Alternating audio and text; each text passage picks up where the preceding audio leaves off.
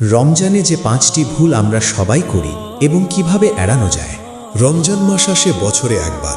এই মাসটা শুধু না খেয়ে থাকার মাস না, এটা আত্মশুদ্ধির, ইবাদতের এবং নিজেকে নতুন করে গড়ার সুবর্ণ সুযোগ। কিন্তু দুঃখের বিষয় হলো আমাদের অধিকাংশই প্রতি বছর একই ভুলগুলো বারবার করি অজান্তে। এই ভুলগুলো আমাদের রোজার বরকত কমিয়ে দেয়, শরীরকে দুর্বল করে এবং আধ্যাত্মিক উন্নতির পথে বাধা তৈরি করে। আজকের এই আলোচনায় আমরা দেখব সেই 5টি ভুল কি, কেন আমরা এগুলো করি এবং সবচেয়ে গুরুত্বপূর্ণ এগুলো থেকে কিভাবে বের হওয়া যায়। চলুন শুরু করি। 1. সেহরিকে গুরুত্ব না দেওয়া। সমস্যাটা কি? অনেকেই সেহরি খান না বা খুব হালকাভাবে নেন। রাত 3টায় উঠবকে এই মানসিকতায় অনেকে ঘুমিয়ে থাকেন। কেউ কেউ শুধু 1 গ্লাস পানি খেয়েই সেহরি সেরে ফেলেন। কিন্তু ইসলাম কি বলে? রাসূলুল্লাহ সাল্লাল্লাহু আলাইহি ওয়াসাল্লাম বলেছেন, তোমরা সেহরি খাও কারণ সেহরিতে বরকত আছে। বুখারী ও মুসলিম। এটা শুধু সুন্নাহ না, এটা রোজাদারের জন্য শক্তির উৎস। বিজ্ঞান কি বলে? সেহরিতে সঠিক খাবার না খেলে সারাদিন শরীরে গ্লুকোজ সংকট হয়। মাথা ঘোরা, মনোযোগহীনতা, দুর্বলতা এগুলোর বড় কারণ কিন্তু ঠিকমতো সেহরি না খাওয়া। সেহরিতে এমন খাবার রাখতে হবে যা ধীরে ধীরে শক্তি ছাড়ে, যেমন ওটস, ডিম, ছোলা, কলা, দই বা ভাত। সমাধান: সেহরির আগের রাতেই খাবার প্রস্তুত রাখুন, অ্যালার্ম দিয়ে রাখুন। মনে রাখবেন, সেহরি বাদ দিলে আপনি শুধু ক্লান্তই হবেন না, একটা সুন্নাহ মিস করবেন। 2. ইফতারে অতিরিক্ত খাওয়া। আমাদের ইফতারের টেবিল দেখলে মনে হয় যেন পুরো বছরের রান্না একদিনে করা হয়েছে। পেঁয়াজু, বেগুনি, হালিম, বিরিয়ানি, জিলাপি, শরবত সব একসাথে। এবং সারাদিন না খেয়ে থাকার পর আমরা মাগরিবের আজানের সাথে সাথে একসাথে সব গিলতে শুরু করি। এটা কেন ভুল? সারাদিন রোজার পর পাকস্থলী সংকুচিত হয়ে থাকে। এই সময় হঠাৎ অতিরিক্ত খাবার ঢালা মানে হজম সিস্টেমের উপর বিশাল চাপ ফেলা, ফলে গ্যাস, অ্যাসিডিটি, বুক জ্বালা এবং অস্বস্তি হয়। অনেকে ইফতারের পরপরই এতটা ভারী অনুভব করেন যে তারাবি পড়তে পারেন না। এছাড়া রমজানে অনেকের ওজন বাড়ে। এটা কিন্তু অবাক করা তথ্য।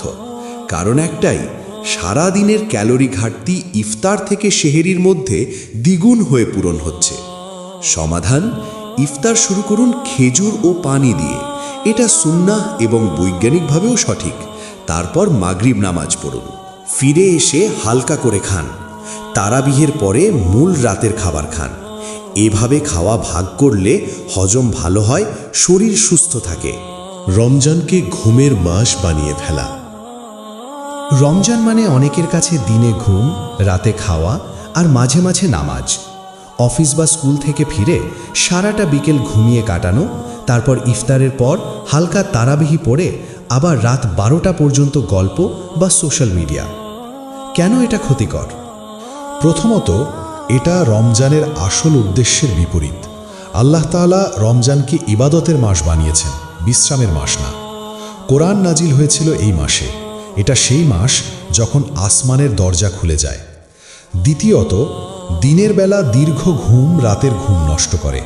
ফলে সেহরির জন্য উঠতে কষ্ট হয়, ফজরের নামাজ মিস হয় এবং সারাদিন ঝিমিয়ে থাকতে হয়। সমাধান: দিনে 20 থেকে 30 মিনিটের একটা ছোট কাইলুলা বা ন্যাপ নিন। এটা সুন্নাহ এবং শরীরের জন্য উপকারী। কিন্তু পুরো বিকেল ঘুমিয়ে কাটাবেন না, বরং সেই সময়টা কোরআন তেলাওয়াত, জিকির বা ইসলাম পড়াশোনায় কাটান। রমজানের প্রতিটা দিন মূল্যবান। এমনভাবে পরিকল্পনা করুন যেন পরে আফসোস না হয়। কোরআনের সাথে সম্পর্ক শুধু তারাবিহতে সীমাবদ্ধ রাখা। রমজান মাসে অনেকে তারাবি নামাজে কোরআন শোনেন। ব্যাস, কোরআনের সাথে সম্পর্ক এটুকুই। নিজে তেলাওয়াত করেন না, অর্থ বোঝার চেষ্টা করেন না, কোরআনের শিক্ষাগুলো জীবনে প্রয়োগের কথা ভাবেন না। এটা কেন বড় মিস? কোরআন নাজিল হয়েছিল রমজান মাসে। এই মাসে কোরআনের সাথে গভীর সম্পর্ক তৈরি করার এটাই সবচেয়ে বড় সুযোগ। রাসূলুল্লাহ সাল্লাল্লাহু আলাইহি ওয়াসাল্লাম প্রতি রমজানে জিব্রাইল আলাইহিস সালামের সাথে পুরো গবেষণায় দেখা গেছে, যারা রমজানে নিয়মিত কোরআন পড়েন এবং অর্থ বোঝার চেষ্টা করেন, তাদের মানসিক প্রশান্তি এবং আধ্যাত্মিক সন্তুষ্টি রমজানের পরেও বেশি থাকে। সমাধান: রমজানের শুরুতেই একটা কোরআন তেলাওয়াতের রুটিন তৈরি করুন। প্রতিদিন কমপক্ষে এক পারা পড়ার লক্ষ্য রাখুন, তাহলে পুরো রমজানে একবার খতম হবে। যদি আরবি পড়তে না পারেন, অনুবাদ পড়ুন। যদি ব্যস্ততা বেশি থাকে, অডিও তেলাওয়াত শুনুন।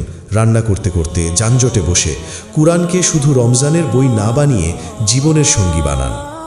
5. শেষ 10 রাতের গুরুত্ব না বোঝা।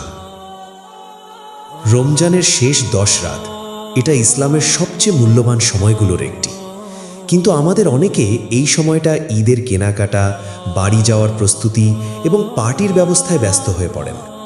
লাইলাতুল কাদার, যে রাতটা 1000 মাসের চেয়ে উত্তম, সেটাই শেষ 10 রাতের মধ্যেই আছে। এই একটা রাতে ইবাদত মানে 83 বছরেরও বেশি ইবাদতের সমান সওয়াব। কেন আমরা এই ভুল করি?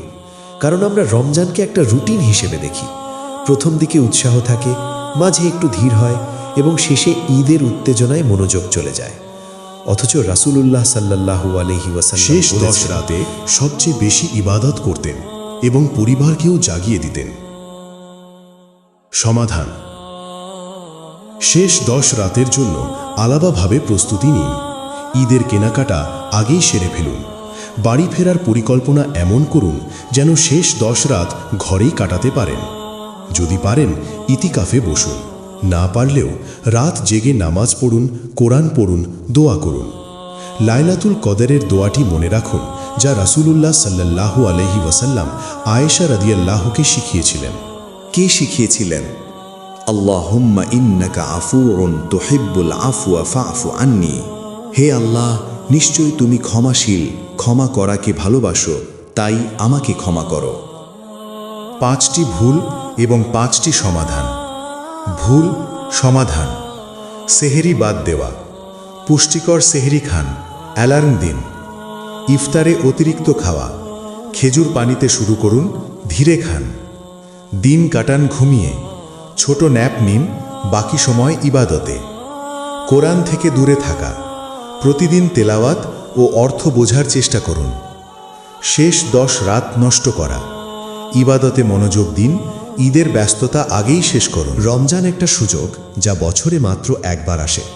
আমরা যদি এই 5টি ভুল এড়িয়ে চলতে পারি, তাহলে এই রমজান শুধু শারীরিকভাবে না, আধ্যাত্মিকভাবেও একটা ট্রান্সফরমেশনের মাস হয়ে উঠতে পারে। মনে রাখবেন, রোজা শুধু পেটের রোজা না, চোখের রোজা আছে, অন্যায় দেখব না। কানের রোজা আছে, মিথ্যা শুনব না। মুখের রোজা আছে, গীবত, মিথ্যা, অশ্লীলতা বলবো না। এবং সবচেয়ে গুরুত্বপূর্ণ, মনের রোজা। হিংসা, অহংকার, ক্রোধ থেকে মন পরিষ্কার রাখব। আল্লাহ আমাদের সবাইকে সঠিকভাবে রমজান পালন করার তৌফিক দান করুন। রমজান মুবারক।